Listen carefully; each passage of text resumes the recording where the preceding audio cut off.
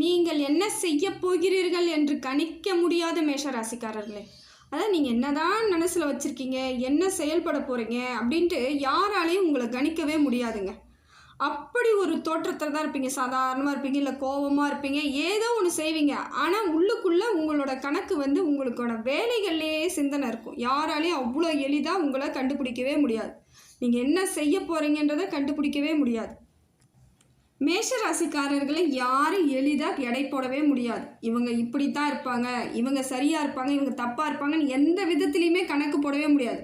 ஏன்னா கணக்கு அவங்க மனசுக்குள்ளே போட்டுட்ருப்பாங்க. நான் இதை பண்ண போகிறேன், அதை பண்ண போகிறேன்ட்டு அவங்க கணக்கே வேறு விதமாக இருக்கும். அது எளிய முறையில் யாருக்கும் புரிஞ்சிக்கிற அளவுக்கு முடியவே முடியாது. இதுதான் மேஷத்திற்கு பலம். இது பலமான ஒரு விஷயம். உங்களை யாருமே கணிக்க முடியாதப்ப உங்களை அடிக்கணும், உங்களை அழிக்கணும்னு நினைக்கிறதே அவங்களுக்கு ஒரு பெரிய வேலையாக இருக்கும். அப்படியே செஞ்சுக்கிட்டு தான் இருக்காங்க. அவங்களும் உங்களை தாண்டி பெரிய பெரிய வேலையை செய்தாலும் இனி வரக்கூடிய காலங்கள் உங்களுக்கு சிறப்பான காலமாக தாங்க இருக்குது. கிரக நிலவரம் கொஞ்சம் மாறி இருக்குது, அப்படி இருக்குது, இப்படி இருக்குது, அப்படி எதோ சொல்லி உங்களை பயமுறுத்துவாங்க.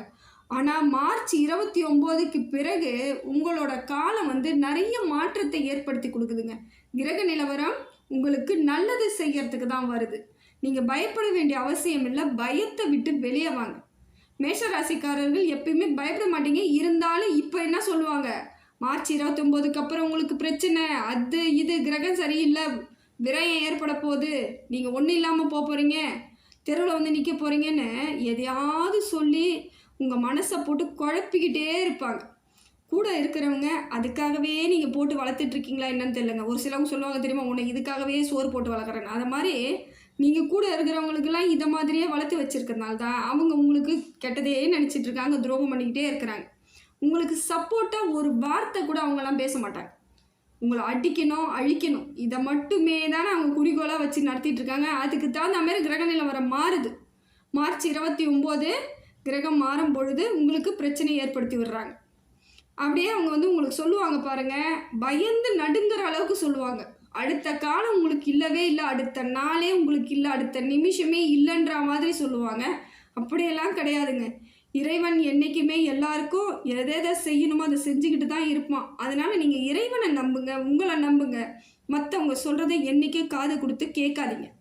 மார்ச் 29க்கு பிறகு உங்களுக்கு பொருளாதார விரயம் ஏற்படுறதுக்கான வாய்ப்பு இருக்குதுங்க. உஷாராக இருக்கணும், கவனமாக இருக்கணும். இப்போ நீங்கள் கவனமாக இருந்தால்தான் வரக்கூடிய காலங்களில் பிரச்சனைகளை சமாளிக்கிறதுக்கான வாய்ப்புகள் உங்களுக்கு அதிகமாக இருக்கும். இல்லைன்னா பொருளாதார விரயம் ஏற்பட்டுடுங்க. கொஞ்சம் கொஞ்சமாக கிடையாதுங்க, அதிகமான பொருளாதார விரயம் ஏற்படுறதுக்கு வாய்ப்பு இருக்குது. சிக்கனமாக இருங்க. உங்கள் கூட இருக்கிறவங்க உங்களை ஏற்றி விடுவாங்க, அதை செய், இதை செய், ஆடம்பரமாக இரு, நீ இப்படி ட்ரெஸ் பண்ண நல்லா இல்லை, நீ நல்லா ட்ரெஸ்ஸை எடுத்து போடு, ஒரு புடவை எடுத்து 5000 ரூபாய்க்கு கட்டு, அப்போ தான் அழகாக இருக்கும். அதெல்லாம் கிடையாதுங்க. 500 ரூபாய்க்கு எடுத்து கட்டினாலும் அது அழகு தான். அது உங்கள் மனசு தான் நீங்கள் பார்த்துக்கணும். உங்கள் மனசை நீங்கள் கண்ட்ரோலில் வச்சுக்கணும். அதே போல் பொருளாதாரத்தில் ரொம்ப சிக்கனமாக இருக்கணும். தேவையில்லாத செலவுகளை பண்ணவே கூடாதுங்க. இதை மட்டும் பார்த்துக்கிட்டாலே போதுங்க. உங்களுக்கு எந்தவித பயமும் தேவையில்லை, வேறு எந்த பிரச்சனையும் கிடையாதுங்க. நல்லா இருக்குது, உங்களுக்கு பொருளாதார வரவு ஏற்படுது, நல்லாவே பொருளாதாரம் உங்களுக்கு வரப்போகுது. அதை செலவு பண்ணுறது பல மடங்கு, ஒரு மடங்கு பல மடங்கு செலவாக மாறுறதுக்கு வாய்ப்பு இருக்குது. ஏற்கனவே சேமித்து வைத்த அனைத்தும் விரயமாகறதுக்கு வாய்ப்பு இருக்கிறதுனால கொஞ்சம் எச்சரிக்கையாக, வேண்டாம், நமக்கு தேவையானது என்ன அப்படின்றத யோசிச்சிட்டிங்கனாலே போதுங்க. பொருளாதார விரயத்திலேருந்து தப்பிச்சுக்கலாம். அதே போல் மார்ச் 29ஆம் தேதி ஏற்படக்கூடிய கிரக நிலவரம் உங்களுக்கு ஞானத்தை ஏற்படுத்தி கொடுப்பாருங்க. ஏன்னா அறிவை உங்களுக்கு சிந்தனையை தெளிவுபடுத்தி கொடுப்பார்.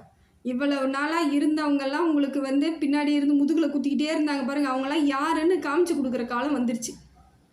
கொஞ்சம் நஞ்சம் கிடையாது, பிரச்சனையை அதிகமாக மாற்றி கொடுத்து வச்சுருக்குறாங்க. அதெல்லாமே தாங்கிக்கிட்டு வந்துட்டீங்க. ஆனால் இப்போ யாரெல்லாம் உங்கள் முதுகில் குத்துனாங்கன்றத வெளிச்சம் போட்டு காமிக்கக்கூடிய இடத்துல கிரகங்கள் இருக்குது. தெளிஞ்சிருவீங்க, இவங்கெல்லாம் இவங்க தானா அப்படின்ற இடத்துக்கு வந்துடுவீங்க. ஒட்டுண்ணி மாதிரி ஒட்டிக்கிட்டே உங்கள் ரத்தத்தை உறிஞ்சிட்டு இருந்தவங்க கூட உங்களை விட்டு விலகிறதுக்கு வாய்ப்புகள் அதிகமாக இருக்குதுங்க. பிரச்சனை ஏற்படுத்தி விட்டுட்டு போவாங்க, சாதாரணமாக போக மாட்டாங்க. உங்களுக்கு அவமானத்தை தேடி வச்சுட்டு தான் போவாங்க. அதனால் இப்போயே நீங்கள் சுதாரிச்சுக்கோங்க, ஜாக்கிரதையாக இருங்க. யார் எப்படின்னு தெரிய வைக்கிறதுக்கு தான் இப்போ கிரக நிலவரம் மாறப்போகுது. அதே போல் எதிரிகளாக இருந்தவர்கள் இப்போ உங்களுக்கு தர்ம சங்கடத்தை ஏற்படுத்தி வைக்கிறதுக்கு வாய்ப்பு இருக்குது. எதையாவது சங்கடங்களை உண்டு பண்ணிக்கிட்டே இருப்பாங்க. உங்களுக்கே தெரியாமல் நிறைய பிரச்சனைகளில் உங்கள் பேரை சொல்லிட்டு பிரச்சனை ஏற்படுத்தி விட்டுருவாங்க. இதனாலேயும் உங்கள் பேர் கெடுறதுக்கு வாய்ப்பு இருக்குது. அவமானத்தை சந்திக்கிறதுக்கான வாய்ப்புகள் இருக்குது. ஜாக்கிரதையாக இருங்க. யாராக இருந்தாலும் என் பேரை பயன்படுத்தாதீங்க. எதை செய்கிறதா இருந்தாலும் என்னை கேட்டுட்டு செய்யுங்க. நீங்கள் இப்பயே அவங்கக்கிட்ட சொல்லிடுறது நல்லது. மார்ச் 29க்கு பிறகு வரக்கூடிய கிரக நிலவரம் உங்களுக்கு எப்படி இருக்குன்னு பார்த்தீங்கன்னா, உங்களின் முன்னேற்றத்தை ஏற்படுத்தக்கூடியதாக தாங்க இருக்குது.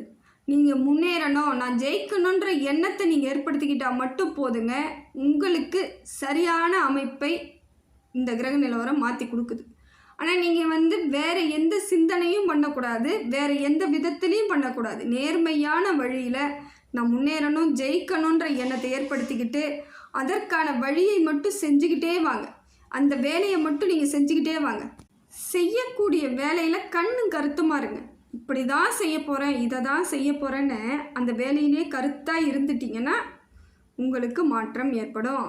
ஆனால் அதை விட்டுட்டு வேறு இந்த வேலையை ஆரம்பித்து விட்டுட்டு வேறு வழிக்கு ஏதாவது போயிட்டீங்கன்னா பொருளாதார விரை நிச்சயமாக இருக்குது.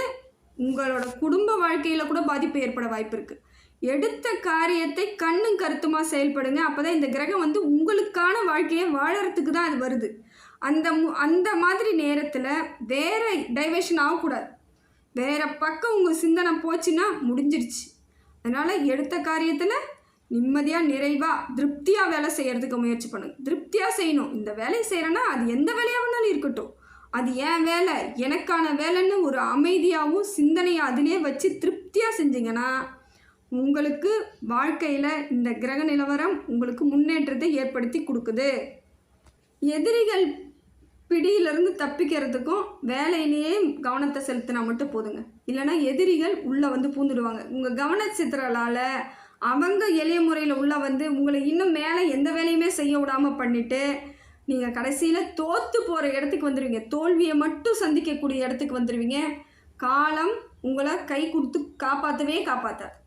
அது என்ன பண்ணும்? நீங்கள் பண்ணுற மிஸ்டேக்கு யார் என்ன பண்ண முடியும்? உங்களுக்கு நல்லா தான் இருக்குது நேரம். ஆனால் நீங்கள் தேவையில்லாத வேலைகளை செய்யும் பொழுது கிரகம் அது வேலையை செய்ய ஆரம்பிச்சோம். அப்போ பிரச்சனை பெருசாக தான் ஆகும். நீங்கள் உங்களுக்கான வேலையை செய்யுங்க, கிரகம் உங்களுக்கு சப்போர்ட் பண்ணிக்கிட்டே வந்துட்டுருக்கும். அதே போல் யார் பேச்சையும் கேட்காதீங்க. உங்களை மட்டும் நம்பி எந்த வேலையாக இருந்தாலும் செய்யுங்க. மற்றவங்க பேச்சை கேட்கவே கேட்காதீங்க. அது தப்பான வழிக்கு தான் போகும். உங்களுக்கு யாரும் நல்லது செய்யறதுக்கான காலம் கிடையாது. இது உங்களை காப்பாற்றுறதுக்கான காலம் எதுவும் கிடையாது. பணத்தை பத்திரப்படுத்தி கொள்ள வேண்டிய காலம் இதாங்க. ரொம்ப பத்திரமாக வச்சுக்கணுங்க. பணத்தை எடுத்து தேவையில்லாமல் இப்போ நீங்கள் செலவு பண்ணிங்கன்னா பொருள் விரயம் ஏற்படும். அந்த பொருள் உங்களுக்கு திருப்பி கிடைக்காதுங்க. பணம் உங்களுக்கு விரயமாயிடுச்சுன்னா பணம் விரயம்தான். திருப்பி பணம் சேர்றது சாதாரண விஷயம் கிடையாது. அதுக்கப்புறம் அதுக்கான நீங்கள் கவலை தான் உங்களுக்கு ஜாஸ்தியாக வரும்.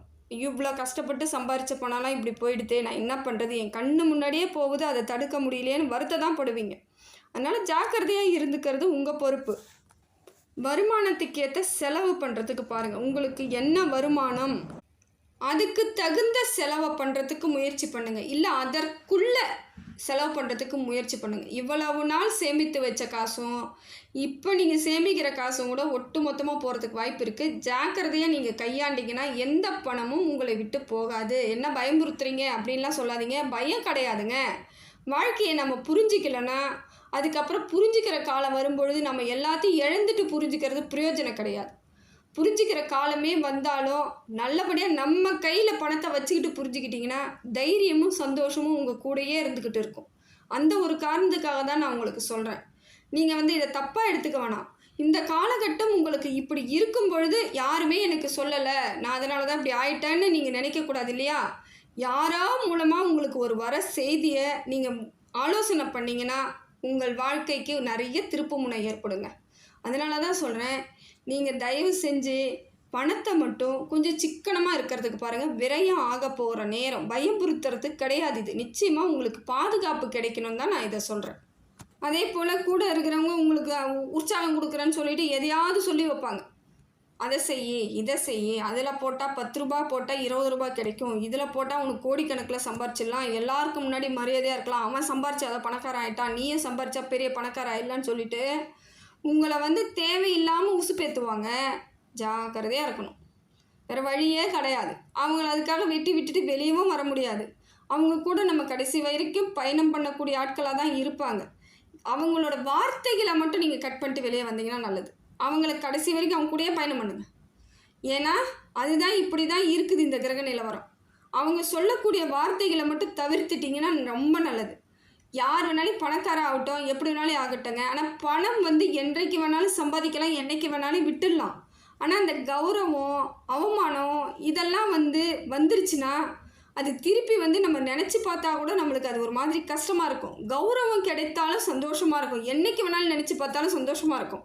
ஆனால் அவமானம் வந்துருச்சுன்னா என்றைக்கு நினச்சி பார்த்தாலும் நமக்கு அது ஒரு வழியாகவே இருக்கும். பணம் வந்த பிறகு கூட இதை நினைக்கும் பொழுது நமக்கு ஒரு வழியாகவே இருக்கும். அதனால் பொருளாதாரம் என்றைக்கு வேணாலும் நம்ம முன்னேற்றம் அடைச்சிக்கலாம். ஆனால் அசிங்கப்படாமல் பார்த்துக்க வேண்டியது இந்த காலகட்டத்தில் உங்களுக்கு. அதுவும் மற்றவங்களால் உங்களுக்கு ஏற்படக்கூடியது இன்னும் வலியை ஏற்படுத்தும். நீங்களாக ஏதாவது செய்ய போய் அதில் பிரச்சனையானா கூட பரவாயில்ல. மற்றவங்க பேச்சை கேட்டு நீங்கள் பிரச்சனை ஆகிட்டிங்கன்னா இன்னும் வலி அதிகமாக தான் இருக்கும். நீங்களாக போய் விழுந்தீங்கன்னா சாதாரணமாக விழுவீங்க. மற்றவங்க பிடிச்சி தள்ளலாம் எவ்வளோ வேகத்தில் விழுவோம், அதுதான் சொல்ல வரேன். நீங்கள் தெரியாமல் ஏதோ செய்யும் பொழுது ஓரளவுக்கு பிரச்சனை இருந்தாலும் அதுலேருந்து வெளியே வந்துடலாம். அந்த அளவுக்கு தான் இருக்கும். மற்றவங்க செய்கிற பிரச்சனையில் நீங்கள் மாட்டிக்கிட்டிங்கன்னா வெளியே வரவே முடியாது. அவ்வளோ பிரச்சனையை சந்திக்க வேண்டும். அப்புறம் காலம் ஓடிக்கிட்டே இருக்கும், கஷ்டம் இருந்துக்கிட்டே இருக்கும். அதனால தான் சொல்கிறேன், இப்போ நீங்கள் பணத்தை மட்டும் பத்திரமா வச்சுக்கோங்க, பத்திரப்படுத்திக்கோங்க. பொருளாதாரத்தை என்றைக்கும் இழப்பு வர அளவுக்கு எந்த வேலையும் செய்யாதீங்க. செய்கிற வேலையை தொடர்ந்து செஞ்சுக்கிட்டே இருங்க. புது வேலை எதுவும் செய்ய வேணாம், புது முயற்சி பண்ணாதீங்க. நிச்சயமாக ஒரு நாள் உங்களுக்கான மாற்ற காலம் வரும். அந்த காலத்தில் நீங்கள் செய்யும் பொழுது பலன் 10 மடங்கு உங்களுக்கு நிச்சயமாக கிடைக்கும். மார்ச் 29க்கு பிறகு கிரக நிலவரம் எப்படி வேணாலும் இருந்தாலும் சரிங்க, நீங்கள் உங்கள் புத்திசாலித்தனத்தை மட்டும் பயன்படுத்திக்கோங்க. நேர்மையாக இருங்க, சிந்தனையில் தெளிவாக இருங்க. வாழ்க்கையில் மாற்றம், நல்ல மாற்றம் ஏற்படும், முன்னேற்றமும் ஏற்படுங்க. தொடர்ந்து இப்படியே வாழ்க்கை பயணத்தை நடத்திக்கிட்டு போகணும்னு நினச்சிங்கன்னா கொஞ்சம் அமைதியும் நிதானத்தையும் கடைப்பிடித்தால் மட்டும் போதுங்க. வரக்கூடிய காலம் உங்களுக்கு நல்ல காலமாக தான் இருக்குது. எல்லாமே நல்லதாக இருக்கணும்னு சொல்லிட்டு இறைவனை கேட்டுக்கிறேங்க. நன்றி.